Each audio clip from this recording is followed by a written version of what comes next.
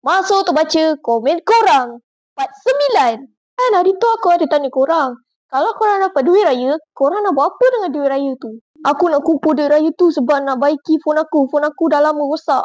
Harap phone kau dapat diperbaiki. Amin. Dapat duit raya, boleh pakai beli ADV 750. Apa tu? Kereta ke motor? Beli kawan, salah. Beli YouTube Darlung Junior. Dah lah beli kawan. Typo pula tu. Aku akan beli mak. Apa hal dengan korang ni? Nak beli manusia pula. Type tu boleh tak elok? Beli kau. Ni pun lagi satu. Nak beli hantu. Ini dah terlampau pelik. Belilah sosis orang. Salah. What? Adakah kau akan beli orang?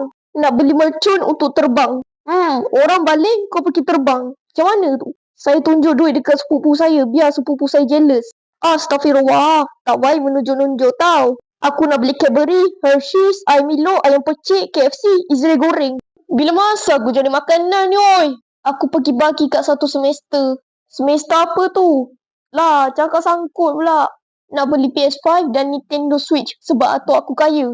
Ai, kau yang beli? Asal tu kau pula yang nak beli? Saya nak beli Israel dengan harga percuma. Ai, kau nak beli aku tapi harga percuma? Macam mana tu? Kalau duit raya aku tak cukup, aku rembat orang punya. Kau nak rembatkan siapa tu? Beli PS5 dan GTA 6. Ai, GTA 6 dah keluar ke? Aku nak beli car Robux, aku nak beli Lamborghini, aku nak beli... Aduh, duit dah habis. Itulah, lain kali jangan mubazir. Simpan untuk beli hadiah birthday untuk mama ayah. Masya Allah, ya itu sudah bagus ya.